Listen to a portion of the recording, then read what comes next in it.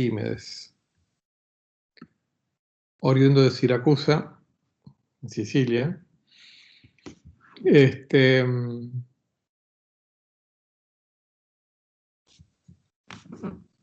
Abarcó casi todo el siglo III a.C.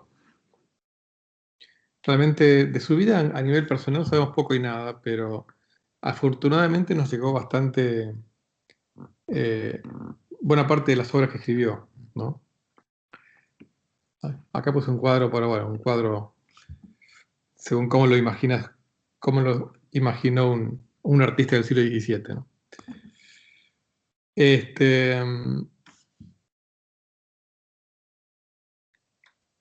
Tiene un libro muy curioso que se llama Psamites o Calculadores de Arena, donde propone escribir números muy largos, pero muy largos, muy grandes, ¿no? Introduciendo la noción de orden, con lo cual es como que empieza a dar los primeros pasos hacia un sistema posicional, pero no termina digamos que no es práctico para las cantidades chiquitas, sí para las cantidades grandes que él quería trabajar. En parte la motivación fue porque él quería calcular cuántos granos de arena pueden entrar en una esfera del tamaño de la Tierra. Se imaginan que seguramente son muchos, ¿no? Entonces, para tener una idea, ¿no? Bueno, esto ya se lo había dicho en la otra clase, que el sistema griego tenía 27 signos para los números del 1 al 9, y decenas y centenas. Les comenté que no se solían escribir números mayores a 10.000.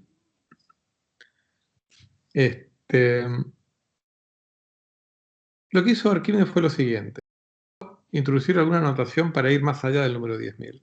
Claro, como no era un sistema posicional, imagínense que ya de por sí el número 10.000 realmente desconozco si hay un símbolo para el 1000, pero más allá de eso, para números mucho más grandes hubiera sido absolutamente un incordio, ¿no? Entonces, ¿qué es lo que hizo?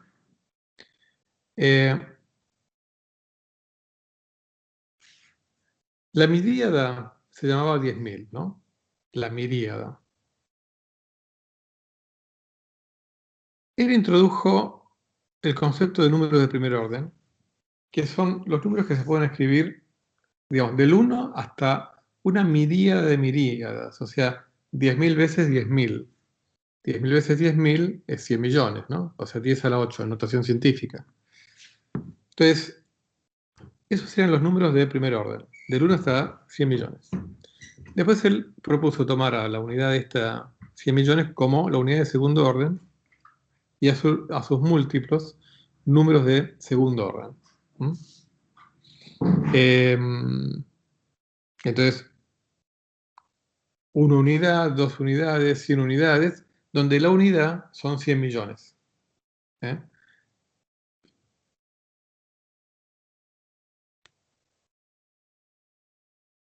Entonces, ¿qué hizo?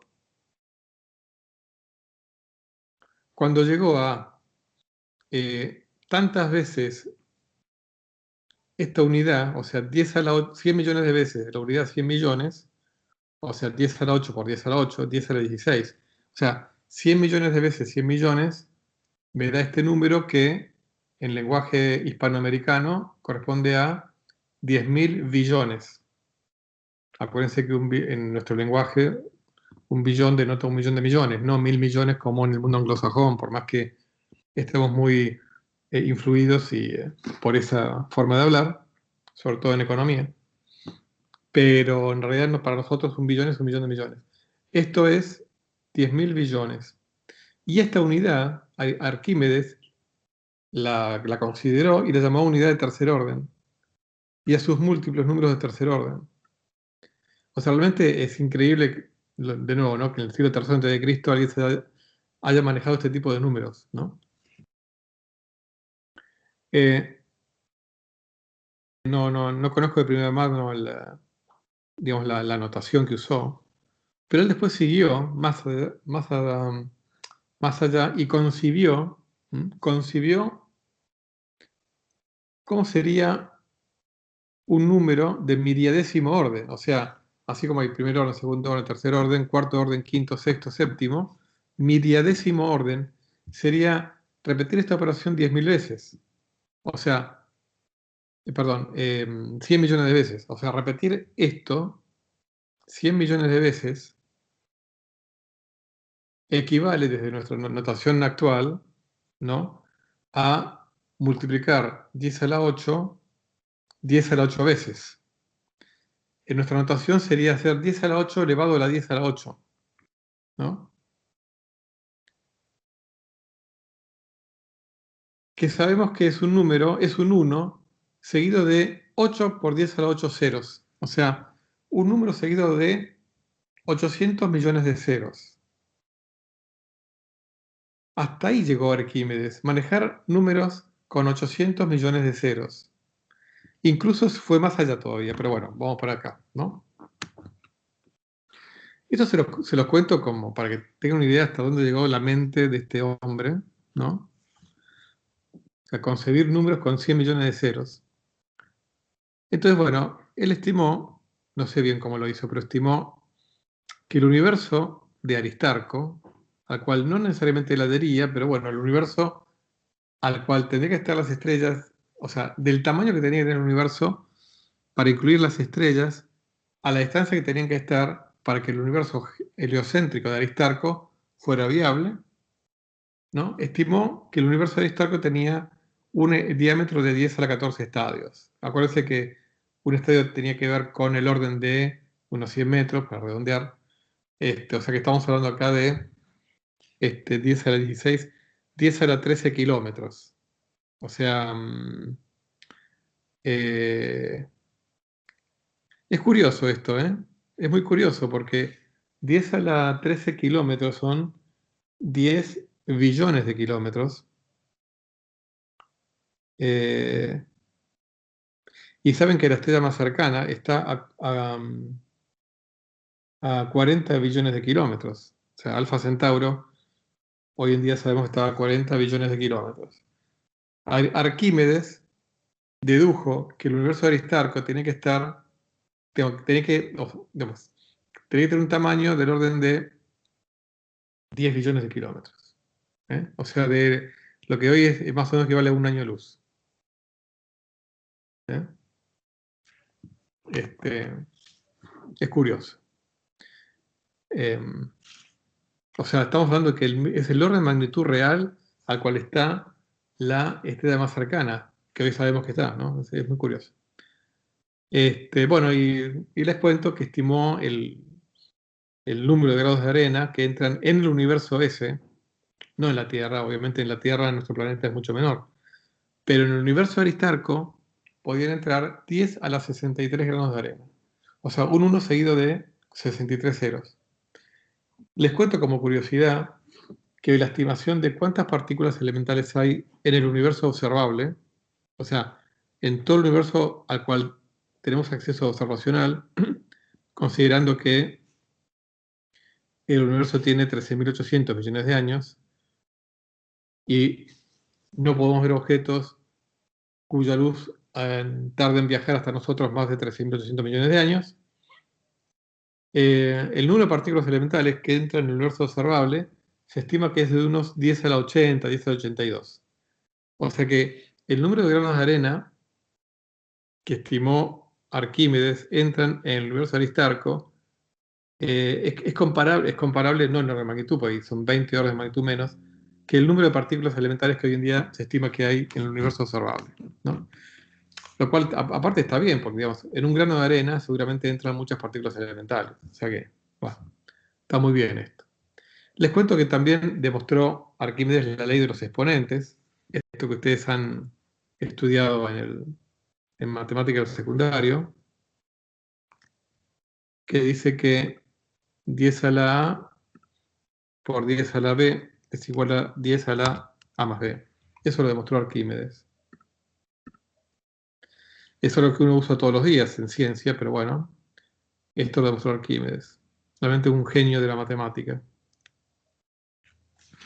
Y lo que fue su mayor orgullo fue para él, o sea, uno no lo puede discutir. Es más, se dice que él pidió que en su lápida se escribiera este diagrama que está acá.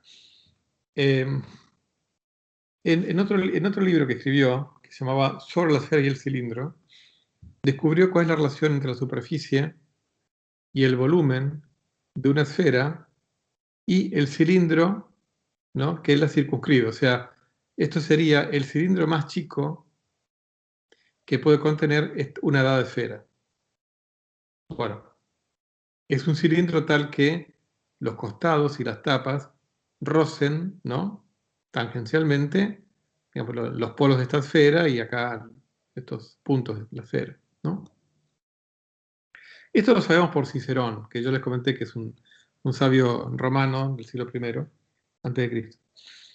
La tumba de Arquímedes se perdió, no se sabe dónde está, pero según cuenta Cicerón, en la tumba de Arquímedes, al menos en época de Cicerón, la lápida decía, tenía esto. Él lo demostró, o sea, hasta antes de Arquímedes no se sabía esto. Bueno, hoy en día es fácil demostrarlo, ¿no? O sea, pero no les dije. Que es que la relación es de 2/3, o sea, el volumen de esta esfera es igual a 2/3 el volumen de este cilindro. Y curiosamente, la superficie de esta esfera es igual a 2/3 de la superficie de este cilindro, incluyendo las tapas. Es fácil de demostrar, acá se lo puse. El volumen de una esfera es 4/3 de pi por radio del cubo, ¿no? Es fácil de demostrar una vez que uno sabe la fórmula, ¿no? El volumen de un cilindro es el área de la tapa multiplicada por la longitud del cilindro. El área, ¿no?, si este es el radio, ¿no?,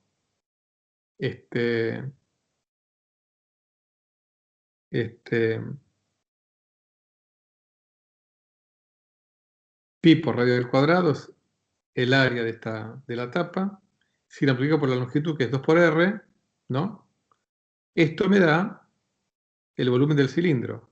Y si esto lo multiplico por 2/3, me da el volumen de la esfera. Hagan 2/3 por 2 me da 4/3. Y radio al cuadrado por radio es radio al cubo. O sea que esto es igual a esto. ¿Ok? Acá queda demostrado la primera igualdad. Y la segunda, ¿cuál es la superficie de la esfera? Es 4pi por radio al cuadrado. Es la fórmula de la superficie de una esfera. ¿Cuál es la superficie de este cilindro? Bueno, por un lado es las superficies de las dos tapas, que es pi por radio al cuadrado, pero dos veces, porque está la tapa de abajo y la tapa de arriba, 2 pi por radio al cuadrado. Y la superficie del costado, ¿a qué es igual? Es la longitud de esta línea multiplicada por la altura, me da la superficie de del costado. La longitud de esta línea es 2 pi por radio. La altura es 2 radios. Esta es la superficie del costado del cilindro, ¿no? Si sumo esto, acá puse tentativamente el 2/3 ¿no? Pero si yo sumo esto, acá me da 4pi por radio al cuadrado más 2pi por radio al cuadrado me da 6pi por radio al cuadrado. 6pi por radio al cuadrado. La superficie del cilindro. Si no, multiplico por 2/3, 6 dividido 3 me da 2, 2 por 2, 4. Tengo el 4 que está acá. Así que acá está la demostración. Que para nosotros es sencilla, conociendo las fórmulas del volumen, de una esfera, de la superficie, qué sé yo. Pero bueno, en la época de Arquímedes no era trivial demostrar esto, y por eso fue por algún motivo fue para él su mayor orgullo y pidió que se lo pusiera en la lápida. Bueno, una de sus obras más importantes es la obra sobre el equilibrio de las superficies, que es donde él enuncia la famosa ley de la palanca. La ley de la palanca se debe a Arquímedes, ¿no? Entonces, en esa obra discute, por ejemplo, el problema de encontrar el centro de gravedad de un cuerpo, ¿no? Lo interesante de esto, uno podría considerar sobre el equilibrio de las superficies como la segunda obra o el segundo sistema axiomático de la historia. El primero fue la geometría de Euclides, el segundo es esta obra de Arquímedes, donde formula las leyes fundamentales de la estática, o sea, el estudio del equilibrio de un cuerpo, ¿no? Esto, bueno, obviamente lo usan mucho los arquitectos cuando quieren hacer cálculos de estructura, o los ingenieros civiles. Y la obra está hecha como la geometría de Euclides, con postulados y derivando proposiciones, o lo que llamaríamos teoremas. Acá les incluí algunos de los axiomas de Arquímedes. Por ejemplo, el uno dice, pesos iguales a igual distancia están en equilibrio, y pesos iguales a distancias desiguales no están en equilibrio, sino que se inclinan hacia el peso que está a mayor distancia. O sea, son los axiomas que postula Arquímedes, que les parece obvio. O sea, yo tengo, imagínense un sub y baja, ¿no? Tengo el eje del cual puede girar una determinada tabla, un cuerpo rígido. Si yo pongo cuerpos iguales y están a distancias iguales del centro, no hay motivo para que esa tabla se incline hacia un lugar o hacia el otro, entonces está en equilibrio. Pero si uno de ellos está más lejos, se va a inclinar al que está más lejos. El segundo dice, si estando los pesos a cierta distancia y en equilibrio, se añade algo a uno de ellos, no hay equilibrio, sino que se inclinan hacia el lado en el cual se ha añadido algo. También es obvio, pero bueno, él quiso formular un sistema axiomático, partió de axiomas obvios. Análogamente, si se quita algo a uno de los pesos, no están en equilibrio, sino que se inclina hacia el peso del que no se ha quitado nada.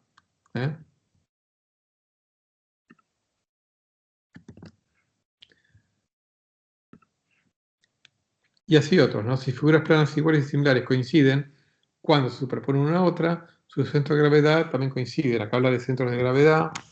Si las figuras son desiguales pero similares, sus centros de gravedad estarán situados similarmente.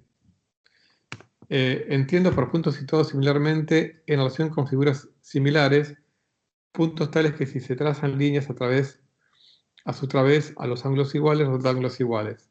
Bueno, acá lo que está diciendo, les aclaro yo, es que la noción de figuras similares son figuras que, aunque tengan tamaños diferentes, tengan la misma forma, ¿no? Entonces, si yo reemplazo una figura por otra que es igual pero aumentada, digamos, se va a comportar igual a los efectos de equilibrio. Si dos pesos a cierta distancia están en equilibrio, otros dos pesos iguales a ellos estarán también en equilibrio a las mismas distancias, ¿no? Acá esto lo voy a sacar, además. Es una figura cuyo perímetro es cóncavo, en la misma dirección, el centro de gravedad debe estar dentro de la figura. Otro. Bueno, acá me quedó una figura que tendría que haberla hecho más grande. Vamos a agregarla. Esto les cuento, ¿no? Les cuento que es una pintura del siglo XIX, pero se los comenté en alguna clase anterior, que Arquímedes murió por error. Un soldado romano se tomó muy en serio, o confundió la orden del general de tomar prisionero a Arquímedes y le dio muerte, ¿no? Supuestamente cuenta la leyenda que Arquímedes le dijo que lo dejara de terminar de demostrar un teorema o algo así. Y bueno, el soldado parece que era impaciente y no le dio tiempo. Pero bueno.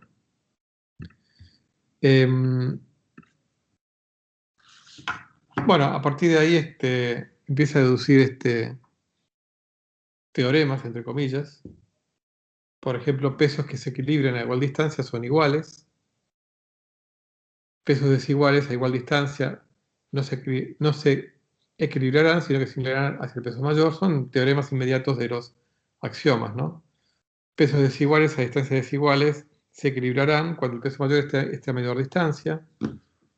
Si dos pesos iguales no tienen el mismo centro de gravedad, sus centros el centro de gravedad conjunto es el punto medio de la línea que une sus centros de gravedad, y así, ¿no? No voy a entrar en detalle. Bueno, la sexta proposición, acá quiero compartir con ustedes algo que está en el libro de Gamow. Yo acá lo que tomo es la línea o la versión que da Gamow de la demostración de la sexta proposición, y los dibujos están en el libro de Gamow, ¿no? Y vamos a, un poco como ejercicio también de razonamiento, ¿no? Que es básicamente el razonamiento eh, eh, que siguió Aristóteles, perdón, Arquímedes. Y los de filosofía les pido que no tengan miedo, porque es un razonamiento que, si se lo toman con tranquilidad, lo van a poder seguir. De última, igual después tienen el video para volver y los apuntes para volver a repasarlo. Entonces, ¿cómo deduce Arquímedes la ley de la palanca? ¿No? Después vamos a ver cuál es la ley de la palanca. Va a ser el final de...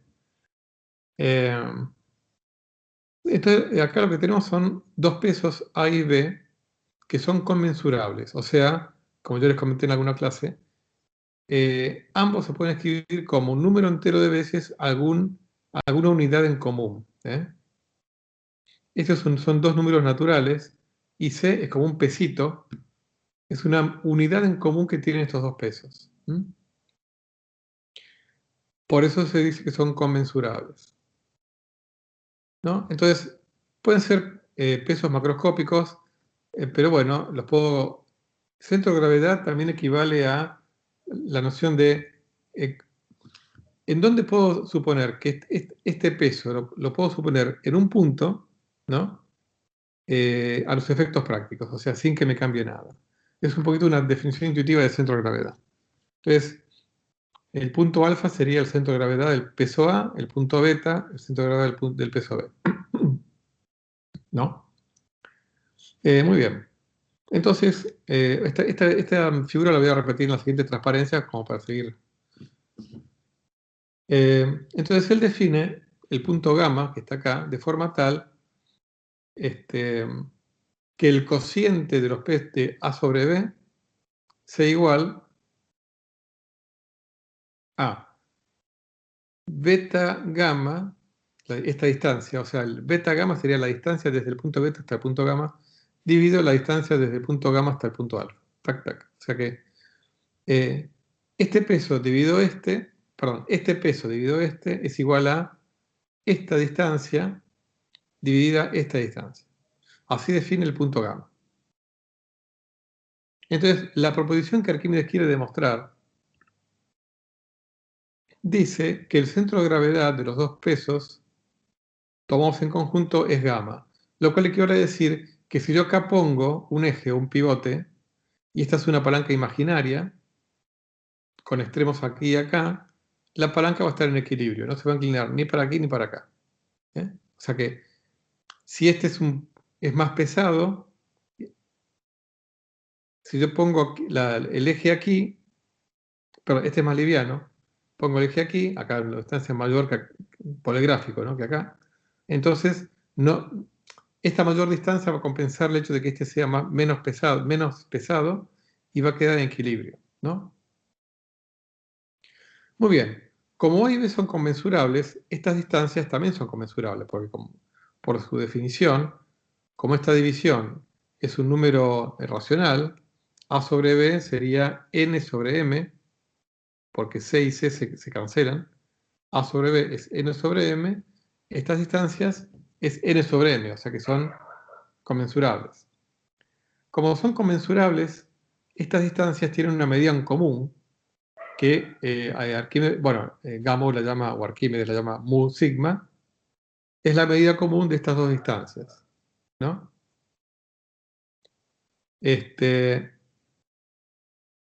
Muy bien. Acá define una cantidad delta de forma tal eh,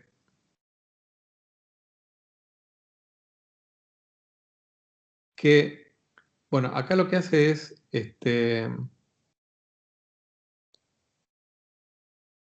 alfa gamma, esta distancia, ¿no? Incluye un punto aquí, epsilon, de forma tal que esta distancia, o sea, beta epsilon, sea igual a alfa gamma. ¿Eh? Por construcción, lo defino, o sea, lo defino así. Y este delta de forma tal que esta distancia es igual a esta distancia. ¿Eh? Está definiendo puntos, nada más. ¿Eh? Entonces, empieza a razonar Arquímedes. Como por hipótesis, beta gamma es igual a alfa gamma, a ambos miembros, a esta igualdad le sumo esta distancia gamma delta, o sea, gamma delta, esta que está acá, ¿no? Entonces, concluimos que alfa delta es igual a gamma beta igual a zeta alfa, ¿no? O sea, este trabalengua es porque si yo le sumo si a gamma alfa le sumo gamma delta, o sea, si a gamma alfa le sumo gamma delta, me da esta distancia, me da la distancia alfa delta, que es la que puse acá, alfa delta. Acá a beta delta le sumo gamma delta, me queda beta gamma, ¿no? Pero bueno, y esto es igual a zeta alfa. Acá estoy definiendo zeta alfa, este zeta alfa lo defino de forma tal que es igual a alfa delta. O sea, esta distancia igual a esta distancia. Y por lo tanto, esta cantidad, alfa delta, también es un número entero de veces esta unidad de longitud, ¿no es cierto? O sea, porque es la suma de dos cosas que son un número entero de veces, entonces también es un número entero de veces. Bueno, entonces por eso define zeta alfa igual a alfa, alfa delta. Entonces, por cómo construí esto, zeta delta, por cómo lo construí, zeta delta, el punto alfa parte al medio zeta delta, por cómo yo definí estos puntos.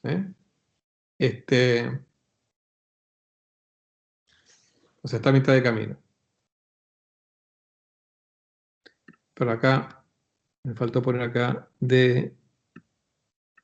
Después voy a volver a subir este apunte en el aula virtual. ¿Eh?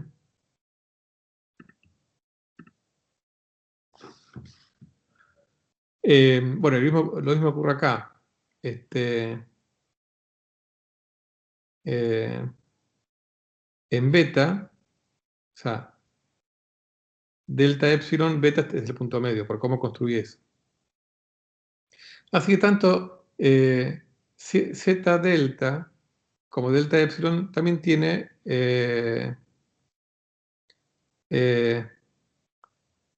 un número entero de veces la unidad mínima mu sigma, pero un número par. Porque como esto es el doble que esto y esto es el doble que esto, el número de veces que entra mu sigma en esto y en esto, ambos son números pares. ¿Eh? Entonces dice, vamos a tomar un peso W que esté contenido en el peso A tantas veces como mu sigma está contenido en la medida Z delta. Entonces, por cómo definí W, por definición, por cómo lo definí, A sobre W es igual a Z delta dividido mu sigma, por cómo definí W, pero por lo que yo tenía antes, que B sobre A era igual a esto, ¿no? Y yo, para no aburrirlos, les voy a invitar a que esto lo chequeen ustedes. Son cosas elementales, en serio, bastan con ir a las definiciones de gamma alfa y beta gamma, que vean que esto es igual a esto, ¿no? A ambos lo multiplico por 2, y esto el doble de esto es delta epsilon, y el doble de esto es zeta delta, ¿no? Entonces, lo que dice después Arquímedes es que si multiplico esta ecuación por esta, ¿no? O sea, A sobre W por B sobre A, este A se cancela con este A y me queda B sobre W acá. y aquí esto lo multiplico por esto, y esto se cancela con esto, y me queda delta epsilon sobre mu sigma. ¿Mm? O sea, ¿qué concluye? Concluye que W está contenido tantas veces en B como mu sigma está contenido en, acá corrijo también, en delta epsilon.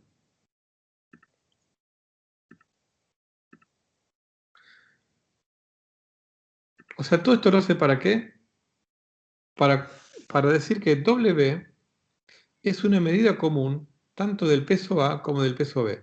O sea, así como mu sigma era una medida común de estas distancias, el pesito W es un peso común, una unidad común de peso de los pesos A y B.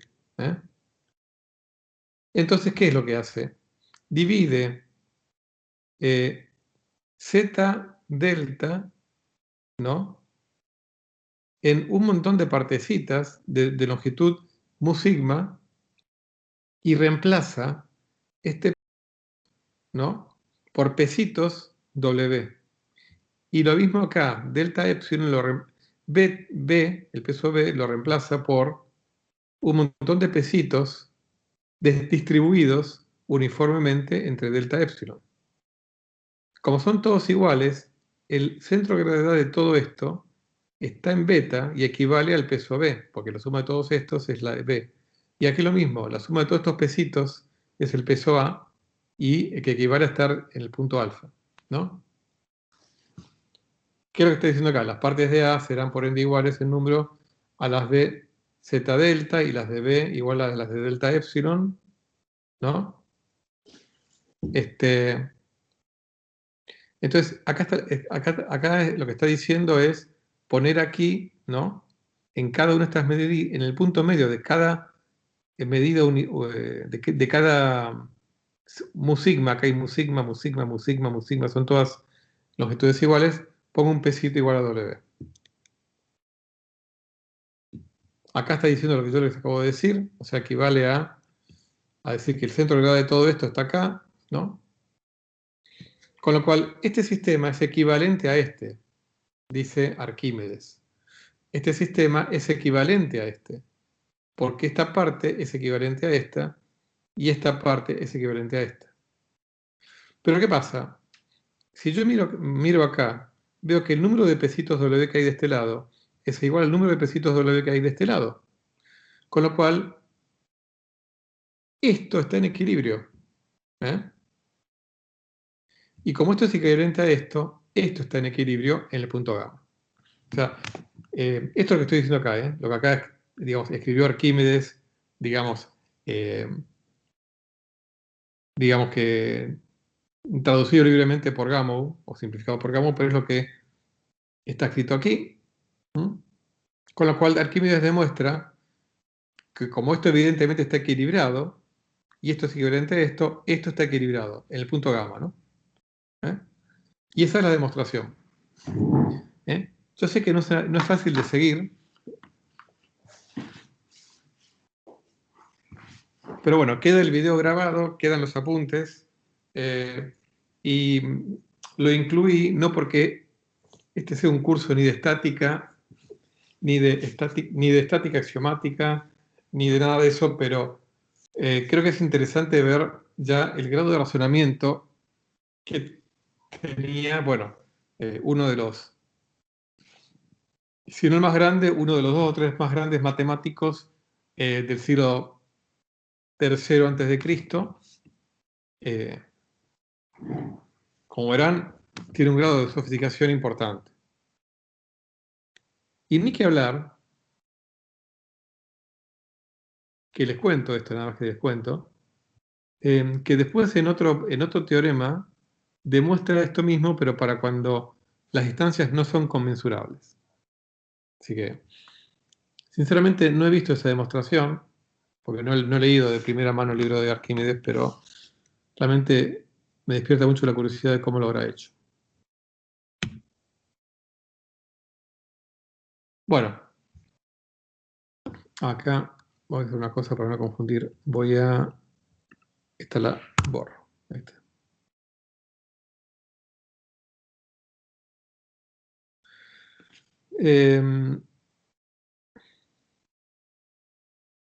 Bueno, Marcelo fue el general romano que fue el que capturó Siracusa, o sea que incorporó la comunidad griega de Siracusa al Imperio Romano, ¿no? Lo que pasa es que Marcelo quería capturar vivo a Arquímedes porque sabía que había sido uno de los principales dolores de cabeza de los romanos. O sea, Arquímedes contribuyó a la defensa de Siracusa, según escribe Plutarco en una obra que se llama Vida de Marcelo, del general romano. Por supuesto que Plutarco escribió esto como 400 o 500 años después de la vida de estos hechos, ¿no? Así que bueno, hay que tomar con pinzas las cosas, pero está claro que con los tratados que realmente escribió Arquímedes, seguramente construyó catapultas eh, que permitían, digamos, dañar a los barcos romanos cuando estaban cerca del puerto de Siracusa. Eh, y bueno, sistemas de poleas, que ya ahora vamos a ver un poquito de eso, sistemas de poleas para poder em, trasladar un barco una vez construido hasta el mar. Y me parece interesante compartir con ustedes esta cita, este fragmento de Plutarco que dice: Arquímedes, que era pariente y amigo del rey Hierón de Siracusa, escribióle que con una potencia dada se puede mover un peso dado y envalentonado, como suele decirse, por la fuerza de su demostración, declaró que si hubiera otro mundo y pudiera ir a él, podría mover este. Es la famosa frase atribuida a Arquímedes: denme una palanca y les moveré el mundo.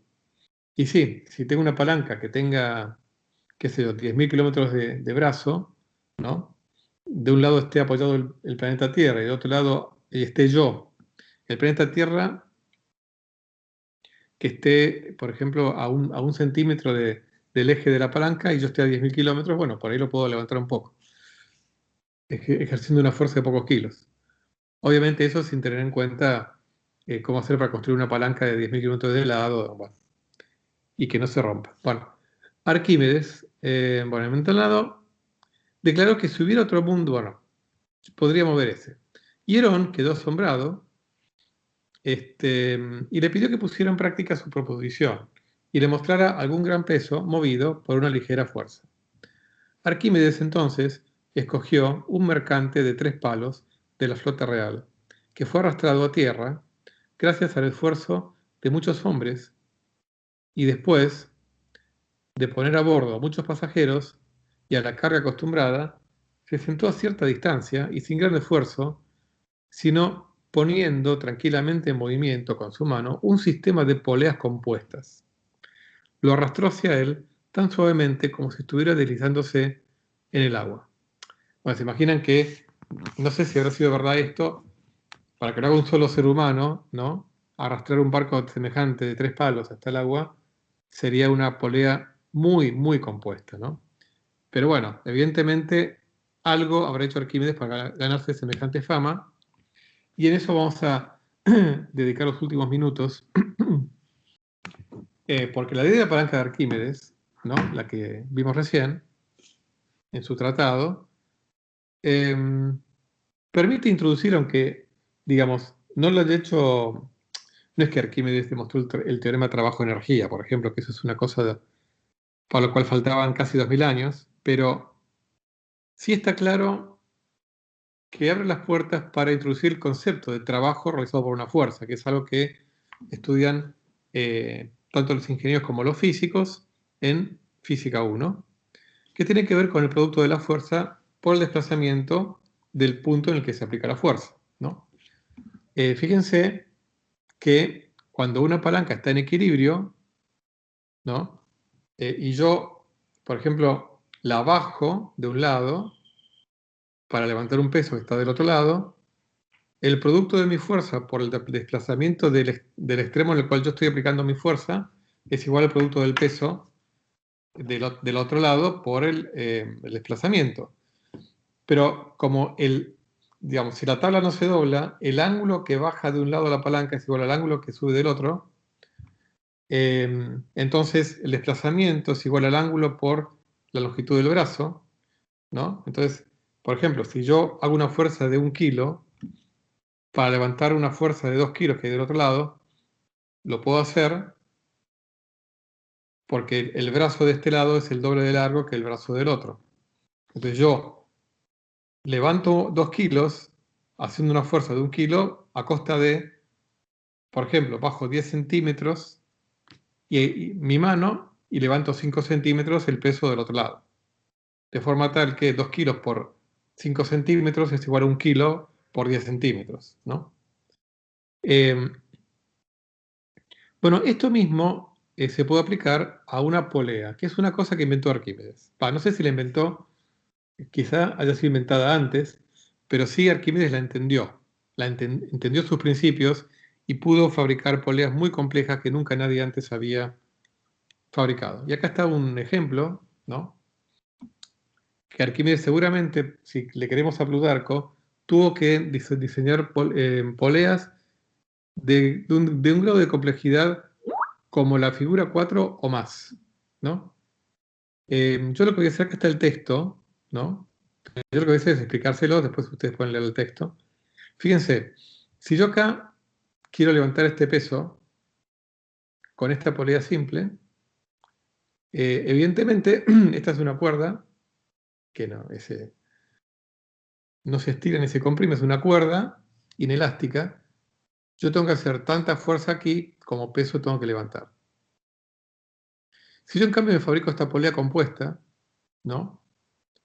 Acá lo que tengo que hacer es acá está, este gráfico está en newtons, ustedes pueden imaginarse que fueran, usemos la noción de kilo, por ejemplo, o kilogramo fuerza, que recordarán que básicamente 1 kilogramo fuerza equivale a 10 newton, pero bueno, no importa eso.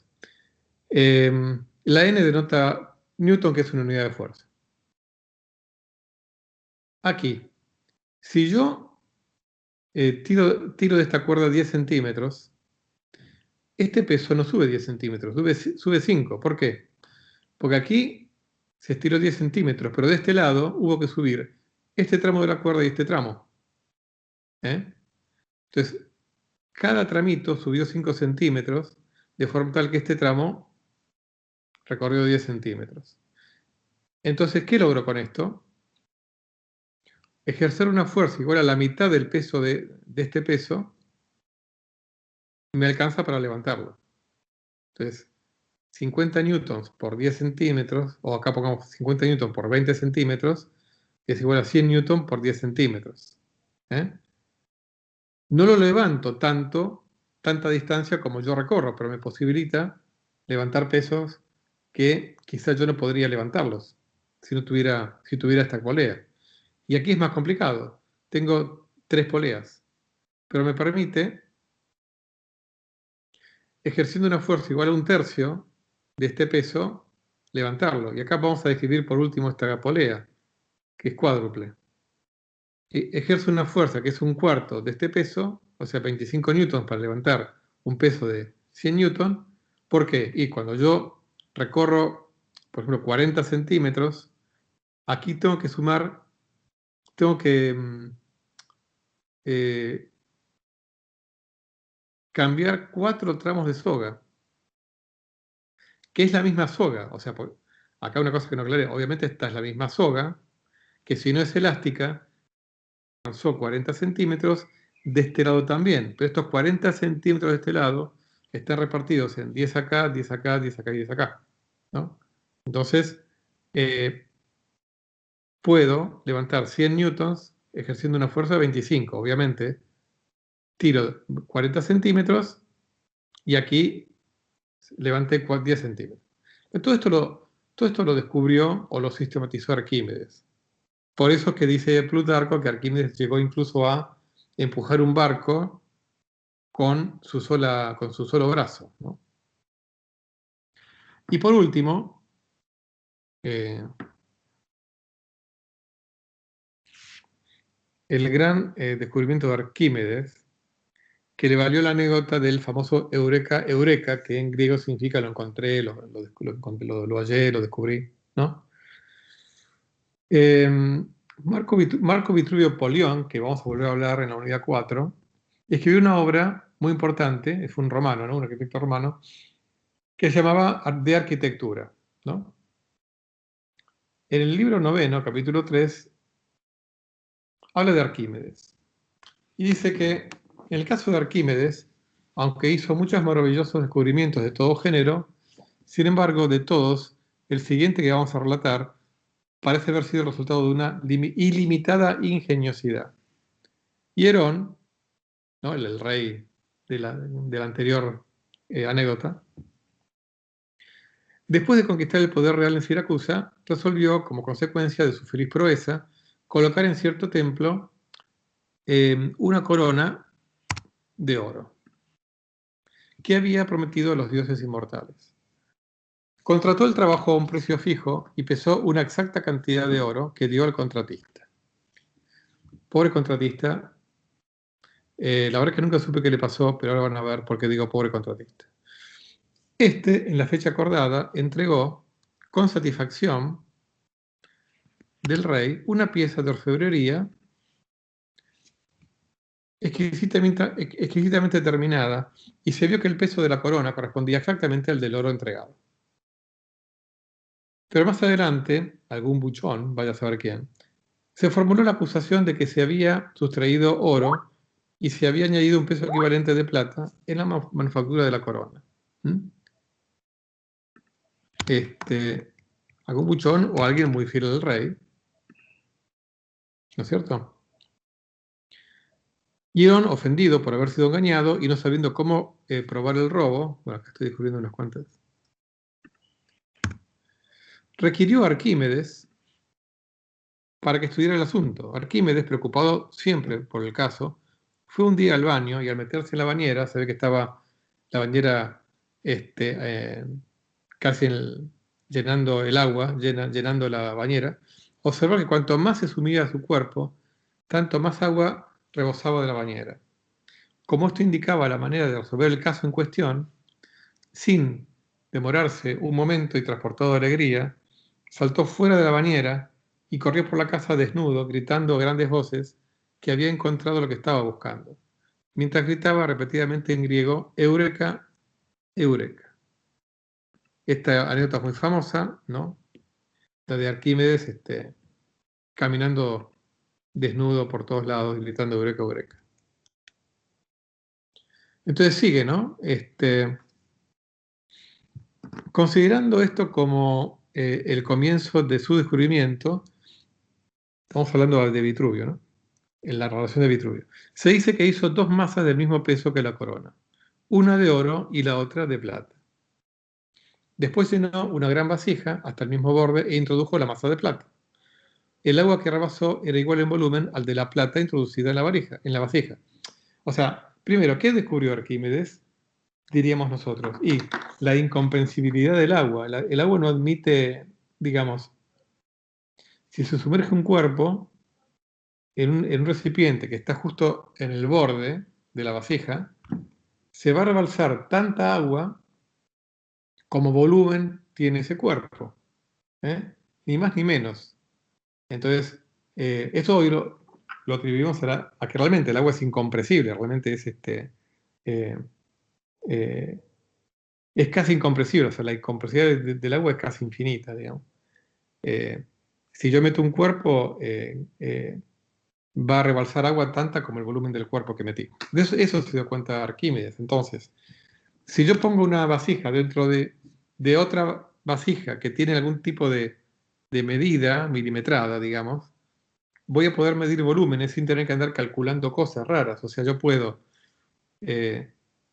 sumerjo un cuerpo que tiene una forma rara, no importa. Yo lo sumerjo en agua que está al borde y después mido cuánta agua rebalsó, la mido, que me cae en un recipiente que tenga tipo un vaso de esos de cocina que tienen. Entonces puedo medir el volumen de ese objeto. Entonces, claro, cuenta Vitruvio, después introdujo, o sea, midió la cantidad perdida de agua, ¿no? Entonces pudo medir el volumen, ¿no?, de la masa de plata. Luego hizo lo mismo, dice Vitruvio, introduciendo la masa de oro, sacándola y midiendo como antes. Vio que no se había perdido tanta agua, o sea que el volumen del peso en oro era menor que el volumen del mismo peso en plata. O sea que el agua, demostró que el agua es levemente menos densa que el oro, ¿no? Entonces, ¿qué hizo? Agarró la corona, ¿no?, y la metió, le midió el volumen de la corona. Si la corona fuera de oro puro, el volumen tendría que ser el mismo que la de cualquier otra masa de oro puro, que pesa igual, ¿no?, obviamente. Ahora, ¿qué vio? Que la corona sacaba más agua de lo que sacaba una masa de oro del mismo tamaño, del mismo peso, perdón, ¿no? Con lo cual dedujo que en esa corona había algo mezclado que no era oro. O sea, seguramente tenía oro, pero estaba mezclada con otra cosa que no era oro. Con lo cual demostró el robo del contratista. ¿Ok? Vamos a hacer una cosa, porque ya son las 12 y no quiero... o no, vamos a terminar porque falta muy poquito para Arquímedes. Vamos a terminar. Eh, entonces Arquímedes, entre otras cosas, publicó otra obra llamada Sobre los cuerpos flotantes, ¿no? Vamos a hacer una cosa, porque si no, esto es importante y prefiero tenerlo con la mente despejada y después del parcial, el miércoles que viene. Me quedan 3 transparencias de Arquímedes, pero son importantes, así que vamos a parar acá. Dejo de grabar.